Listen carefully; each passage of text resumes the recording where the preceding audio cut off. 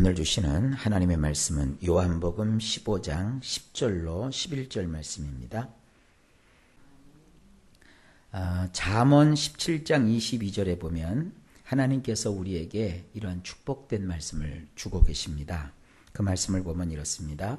마음의 즐거움은 양약이라도 심령의 근심은 뼈를 마르게 하느니라. 우리가 보약을 먹지 않아도 마음의 즐거움을 가지면 그게 보약과 같은 역할을 하고요. 또 무슨 암이니 백혈병이니 이러한 중병에 걸리지 않아도 마음에 근심을 가지게 되면 뼈가 말라요. 뼈가. 걱정하면 살도 빠지지만 여러분 뼈까지 말라요. 그러니까 이것은 그냥 상징적으로 하나님께서 우리에게 알려주신 것이 아니라 우리를 지으신 하나님께서 성경을 통해서 주시는 원리입니다. 걱정하는 것은 우리 것이 아니에요. 우리가 정말 하나님을 믿는다면 아무리 노도강풍 같은 세파가 나에게 밀려오고 온갖 그 이해할 수 없는 일들로 인해서 불행 속에 빠진다고 해도 마치 기름이 물 위에서 둥둥 뜨듯이 우리는 기쁨의 마음을 가지고 둥둥 떠 있어야 돼요. 기억하십시오. 걱정하고 근심하면 내 뼈가 말라요. 하지만 마음의 즐거움을 갖는 것은 보약을 먹는 것과 같아요. 이 성경의 즐거움이라고 하는 것은 그냥 즐겁다 해서 생기는 즐거움이 아니에요. 여기서 나오는 이 즐거움을 성경 속에서 사용된 용례를 통해서 정리해 보면 여러 가지 뜻이 있는데 몇 가지만 소개를 시켜드릴게요. 먼저 포도주를 마심으로써 얻게 되는 즐거움. 야, 오늘부터 가서 술을 마셔야 되겠다. 뭐 그런 건 아니죠. 때로 사람이 걱정거리가 있고 막 그럴 때는 알코올 성분이 도움이 되기도 하지요. 그러나 그것을 너무나도 계속 먹는다든지 또 과음을 하게 되면 그것은 또 자기를 망치게 되죠. 그런데 좌우지간 구약의 본문에 보게 되면 이런 포도주는 우리에게 기쁨을 준다 하는 표현이 나와요. 그러니까 여러분 인생 속에서도 기쁨을 가지려면 잘 드셔야 돼요. 우리 몸이라는 게 웃겨요. 몸에 막 스트레스 받으면 어떤 사람은 막 먹지요. 그러면 살찌고 큰일 나요. 그러나 막 기분이 나쁘고 힘들 때는요, 맛있는 음식을 좀 드세요. 그래서 기분을 돋우는 것도 아주 좋은 것입니다. 이 하나님의 말씀이 우리에게 알려주시는 거고요. 그 다음에 여러분 아로마 테라피라는 말 많이 들어보셨을 거예요. 향기 치료. 근데 성경에도 보면 향기가 사람을 즐겁게 한대요. 그러니까 심지어 집에 있는 그 화초를 좀 바꾼다든지 쓰고 있는 향수를 바꿔서 다른 냄새를 맡아도 느낌이 달라져요. 그러니까 우리는 기분이 좀 우울하고 그러면요, 동물원을 가시든지 식물원을 가시든지 거기 가서 좋은 향기를 맡으세요. 우리 인생은 이렇게 우리가 노력하라는 얘기예요. 그 다음에 또 좋은 말을 들었을 때 사람이 즐거움을 갖는데요. 왜 굳이 나쁜 말, 나를 욕하는 말, 남을 저주하는 말, 비판하는 말을 듣고 내 마음을 상해야 합니까? 좋은 얘기, 참 유익한 얘기, 훈훈하게 하는 얘기. 여러분, 우리가 마음이 좀 힘들고 어려울 때는 좀 감동적인 영화라도 이렇게 한 번씩 보면서 우리 마음을 이렇게 새롭게 하는 것이 참 중요합니다. 얼마 전에 레미제라블이라는 영화를 이렇게 다운로드해서 집에서 한번 본 적이 있는데 참 영화가 좋더라고요. 음악도 좋고 그런 거를 우리가 접하면 마음의 즐거움을 갖게 되는 겁니다. 그냥 외롭고 힘들고 아프고 근심된다고 해서 골방에 처박혀서 그 기분에 따라서 나는 아무것도 안 해, 나는 아무것도 못해, 내 인생은 왜 이렇게 쪼그라져 있어, 그러지 마시고 이렇게 하나님 말씀처럼 좋은 말을 듣고 또 교회에 나와서 하나님의 말씀을 듣고. 저는요, 원칙이 있어요. 교회에서 강단에서는 적어도 막 사람들의 그 잘못을 꾸짖고 막 질책하고 너는 지옥 갈 거야. 저는 그런 말은 안 해요. 왜냐하면 그런 말 하는 분들은 세상에 쌓이고 쌓였어요. 하나님은 우리를 지옥에서 끄집어내셔서 천국의 백성이 되게 하시는 하나님, 우리를 위로하고 생명을 주시고 우리를 소생케 하시는 하나님이라는 것을 저는 아주 신경 써서 전하고 있는 편입니다. 여러분, 기분이 힘들고 어려울 때 하나님을 멀리하지 마시고 오히려 그럴수록 더 교회에 나와서 하나님 말씀을 듣고 여러분 즐거움을 찾기를 바랍니다. 그리고 사랑하는 사람과 만났을 때 즐겁다 그랬어요. 맨날 싸움박질하는 사람을 만나면 여러분도 마음이 황폐해져요. 사랑하십시오. 그리고 사랑하는 사람과 만나십시오. 좋은 친구를 두십시오. 내가 얼굴이 안색이 안 좋고 전화를 했는데 목소리가 안 좋다고 나를 찾아와주는 그런 친구들과 함께 하다못해 칼국수라도 한 그릇 먹으면서 서로 마음을 풀고 그러면서 뭘 가져야 되느냐? 즐거움을 갖는 거예요. 하나님이 알려주시는 것입니다. 그 다음에 하나님의 말씀이 우리에게 즐거움을 준대요. 하나님 말씀을 읽고 하나님 말씀을 듣고 그 말씀을 묵상할 때 어디선가 하나님이 주시는 새 힘이 우리에게 넘치게 되는 줄 믿습니다. 그 다음에 마지막으로 하나 더 말씀드리면 축제를 벌일 때 즐거움이 온다고 그랬어요. 여러분, 인생은 축제입니다.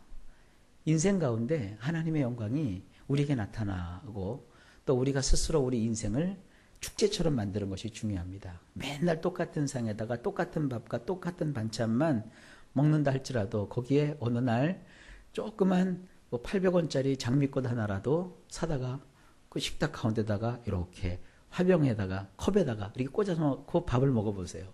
느낌이 달라져요. 인생은 얼마든지 우리가 즐거움 쪽으로 갈 수 있어요. 선택권은 누구에게 있느냐? 우리 자신에게 있는 거예요. 이러한 즐거움이 뭐냐? 명약이래요. 유명한 한의사를 찾아가서 좋은 약재를 쓴 약을 구해 먹는 것과 같은 열성으로 우리가 우리 인생을 즐겁게 만드는 그런 일에 여러분 시간을 들이시고 돈을 들이시고 애써 보십시오. 이것이 인생을 잘 사는 것입니다. 그것 수중에서 돈 얼마를 잃어버렸다고 해서 내 인생까지 잃어버리는 거 아닙니다. 잃어버린 건 잃어버린 거고 속상한 건 속상한 거고 속상하면 뭐가 상한다고요? 뼈가 상한다고 했으니까 그건 찌하고 그만하시고 즐거움을 찾으십시오. 그리고 근심은 뼈를 마르게 한다고 그랬죠. 이 근심이라는 말은요, 원문으로 보면은 기가 팍 꺾이는 걸 뜻해요. 기죽지 마세요. 애들만 기죽지 말라고 한다는 말을 여러분 많이 하죠. 우리 애 기죽어요. 그런 말 하지 말아요. 애들만 기죽는 것이 문제가 아니에요. 어른들이 기가 죽으면요, 가정 뿌리가 흔들려요. 기죽지 말아요. 기 살리세요. 할렐루야. 여러분들이 기가 죽을 이유가 뭐가 있어요? 뭐가 문제예요? 다 돼요. 그리스도 안에서는 내게 능력 주시는 자 안에서 내가 모든 것을 할 수 있느니라. 돈은 벌면 돼요, 사실. 친구 다시 사귀면 돼요. 인생 무너졌으면 다시 새 출발하면 될 거 아닙니까? 할렐루야. 지금 무슨 고려 시대도 아니고 조선 시대도 아닌데 뭘 그렇게 고민하고 걱정하세요? 여러분, 우리 기 꺾이지 맙시다. 우울증이라든지 나쁜 기분이라든지 안 좋은 감정이 언제 어디에서 나를 공격하든 그것은 나의 선택이 아니지만 찾아드는 그런 것들을 어떻게 다루어야 하는지는 우리 자신의 몫이에요. 그것들의 공격을 두려워하지 마십시오. 오히려 그것들과 싸우십시오. 괜히 사람과 싸우지 마시고요. 그러한 나쁜 것과 싸우세요. 우리는 그것들과 능히 예수님 때문에 겨루어 이길 수 있습니다. 하나님의 말씀에 의하면 우리가 그런 것들에 대하여 어떻게 반응하느냐에 따라서 우리의 인생의 질이 달라진다고 말씀하고 있습니다. 잠언 15장 15절입니다. 제가 읽어드릴 테니까 한번 들어보세요. 고난받는 자는 그날이 다 험악하나 마음이 즐거운 자는 항상 잔치하느니라. 사람이 고난을 겪으면요, 그 인생이 다 험악해요. 이 험한 세상 막 이런단 말이에요. 그러나 마음을 여러분이 즐겁게 가지면 항상 잔치를 한대요. 꼭 잔치가 여러분 궁궐에서만 잔치가 됩니까? 제가요 뷔페집을 2군데를 가봤어요. 한 군데는요 굉장히 비싼 데를 갔어요. 우리 어떤 목사님이 대접을 한다고 그래서 갔더니 세상에 어떤 뷔페집인데 35,000원짜리 뷔페집으로 데려가는 거예요. 뭐 별별 게 다 있어요. 막 얼마나 푸짐한지 몰라요. 제가 그 상호를 얘기하진 않겠지만 글쎄요 자연스럽게 우리가 한번 갈 수도 있지 않을까 싶기도 한데 그렇게 풍족하더라고요. 그래서 다른 식당을 갔던 것이 후회가 될 정도로 그렇게 많아요. 근데 또 한 번 어떤 뷔페집을 갔는데 거기는 그냥 한식 뷔페예요. 가격도 싸요. 5,000원짜리 뷔페예요. 그러니까 여기 가서 국밥 한 그릇 먹는 것보다 거기 가서 먹는 게 좋더라고요. 갔더니 환경도 지저분하고요. 그리고 거기는 젊은 사람들은 오지 않아요. 근데 가서 먹으니까 또 거기도 거기 나름대로 맛이 있더라고요. 근데 제가 깨달았어요. 아하, 시장이 반찬이구나. 배고프니까요. 5,000원짜리 뷔페든 35,000원짜리 뷔페든 그게 그거예요. 배가 채워지니까요. 괜찮아요. 인생도 마찬가지입니다. 잔치는요. 고급 호텔에서 비싼 돈을 들여서만 하는 것이 잔치가 아닙니다. 잔치는요. 소박하지만 거기에 즐거움이 있고 행복이 함께하면 그게 또 잔치예요. 주어진 형편과 사정에 따라서 여러분들 마음의 즐거움을 가짐으로 항상 잔치하는 인생을 살아가야 합니다. 내 자신을 슬픔 속에 방치해 두어 나머지 인생을 비참하게 하지 마십시오. 어떤 삶이 우리에게 주어졌든지 간에 즐거운 잔치를 하겠다고 결심함으로 우리는 우리의 삶을 온통 축제로 만들 수 있습니다. 오늘부터 여러분의 인생 가운데 이런 기쁨의 축제가 있기를 바랍니다. 자, 오늘 보십시오. 오늘 본문에 보니까 주님이 그러셨죠. 내가 아버지의 계명을 지켜 그의 사랑 안에 거하는 것 같이. 우리 주님이 먼저 본을 보여주셨는데 우리에게 뭘 말씀하십니까? 너희도 계명을 지키면, 너희도 내 계명을 지키면 내 사랑 안에 거하리라. 내가 이것을 너희에게 이름은 내 기쁨이 너희 안에 있어 너희의 기쁨을 충만하게 하려 함이라. 자, 이 말씀을 근거해서 우리 그렇게 삽시다. 예수님도 하나님의 계명을 지켰어요. 그리고 우리에게 하나님의 계명을 지키라고 말씀하시는데 무슨 계명입니까? 되게 사람들이 이 계명 그러니까 10계명만 자꾸 생각해요. 이 계명이라는 건 다른 말이 아닙니다. 주님이 주시는 명령, 주님이 가르쳐 주신 가르침이라는 뜻이에요. 주님이 오늘 뭐라고 가르치십니까? 매일 마음을 즐겁게 하며 살라. 매일 마음에 잔치를 벌이며 살라. 매일 축제 속에 살라. 이런 말씀을 우리에게 주고 계시지 않습니까? 즐겁지 않으면 사람은 생리적으로 동작이 경직돼요. 그리고 무기력증이 생겨요. 여러분, 마음을 즐겁게 가지십시오. 그래서 하루에 우리 성도님들 저거 약속합시다. 하루에 한 번 이상씩은 웃자. 할렐루야. 웃으세요. 기뻐하세요. 마음의 즐거움을 가지세요. 그리고 하나님이 나를 사랑하신다는 그 이유만으로도 기뻐하시기 바랍니다.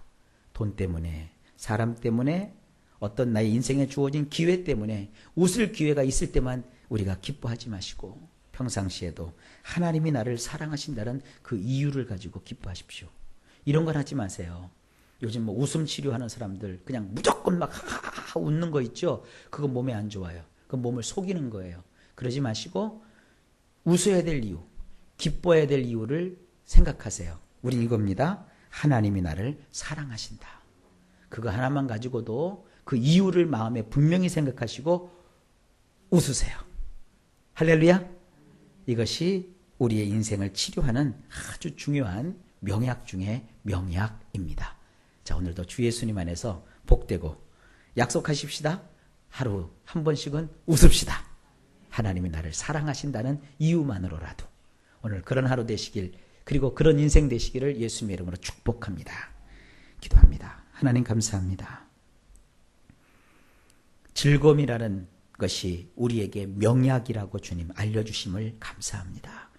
우리의 생활을 어찌하든지 즐겁게 유지할 수 있도록 하나님이 우리에게 계명으로 주셨으니 감사합니다. 우리가 정말 인생을 살아가면서 환난 고초, 근심, 우수사려 많지만 그것에 매이지 않게 하시고 그것은 그거지만 하나님이 우리를 사랑하신다는 그 사랑 안으로 우리가 들어와서 기쁨을 잃지 않게 하옵소서. 날마다 우리 성도들의 삶에 축제가 있게 하옵소서. 오늘도 마치 잔치를 벌이는 그런 집안처럼 우리 성도들 마음속에 하나님으로 인한 잔치가 벌어지게 하옵소서. 모든 걸 주님께 맡기며 예수님의 이름으로 기도합니다. 아멘.